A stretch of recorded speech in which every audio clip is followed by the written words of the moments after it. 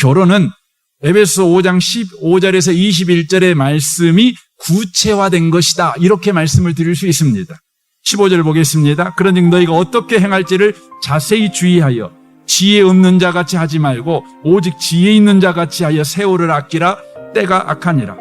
그러므로 어리석은 자가 되지 말고 오직 주의 뜻이 무엇인가 이해하라라고 말씀합니다. 구원받은 성도는 오직 지혜롭게 살아야 된다는 것입니다. 지혜가 뭡니까? 세월을 아끼는 힘입니다. 다른 말로 말하면 오늘을 바로 사는 힘이 바로 지혜라는 것입니다. 오늘은 꿈이 아닙니다. 언제나 현실입니다. 현실은 구체적인 조건이며 상황입니다. 그리스도인은 그 현실과 조건 속에서 그리고 상황 속에서 하나님이 어떻게 일하시는지를 이해하고 살아야 된다는 것입니다. 이게 지혜입니다. 그래서 마태복음 6장 33절 메시지 성경으로 읽겠습니다. 너희는 하나님이 실체가 되시고 하나님이 주도하시며 하나님이 공급하시는 삶에 흠뻑 젖어 살아라. 뭔가 놓칠까 봐 걱정하지 마라.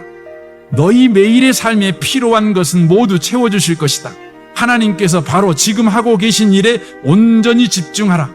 내일 있을지 없을지도 모르는 일에 동요하지 마라. 어떠한 어려운 일이 닥쳐도 막상 그때가 되면 하나님께서 감당할 힘을 주실 것이다 라고 말씀하고 있습니다. 이것에 집중하는 것이 지혜인 것입니다.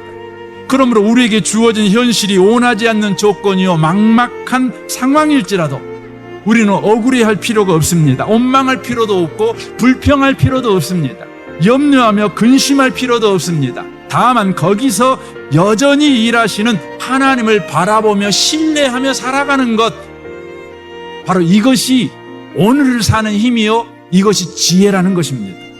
그래서 지혜는 에베소 5장 18절로 연결되는 것입니다. 술 취하지 말라. 이는 방탕한 것이니 오직 성령으로 충만함을 받으라. 여기서 말하는 성령의 충만은 능력이나 은사를 받으라 그 말이 아닙니다. 여기서 말하는 성령으로 충만을 받으라는 말은 오늘이라는 현실에서 놀랍고 이대한 일을 만들어 가시는 하나님을 24시간 바라보라. 믿음으로 살아가라. 이것이 성령 충만입니다. 우리에게 주어진 모든 현실과 상황에서 상황만 일하는 것이 아니라 현실만 일하는 것이 아니라 형편만 일하는 것이 아니라 상황과 형편의 주인 되신 생사화복을 주장하신 하나님께서 임의로 주관하신 하나님께서 지금 일하고 계신다. 그 하나님을 바라봐라. 그 하나님을 24시간 바라봐라. 매 순간 바라봐라. 이게 바로 술 취하지 말라. 이는 방탕한 것이니 오직 성령으로 충만함을 받으라. 이 말씀인 것입니다. 하나님은 우리가 성령 충만하게 살아가기 위해서 바로 매 순간마다 하나님을 바라보는 삶을 살아가도록 하시기 위해서 우리에게 구체적인 삶을 살게 하십니다. 여러분, 하나님을 바라보는 삶은 꿈속에서 되는 것이 아닙니다. 저와 여러분에게 주어지는 구체적인 삶에서 그것이 가능한 것입니다.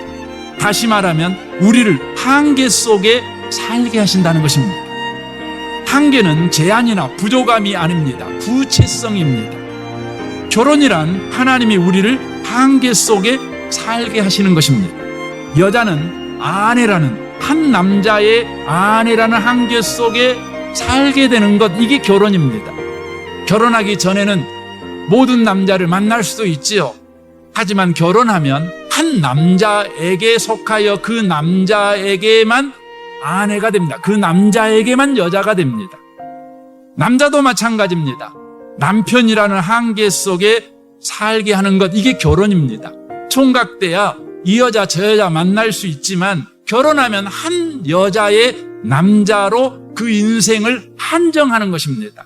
한계 속에 들어가는 것입니다. 이게 결혼입니다. 아내와 남편은 한계입니다. 그러나 이것은 구체적인 은혜이며 구별된 은사이며 맡겨진 역할입니다.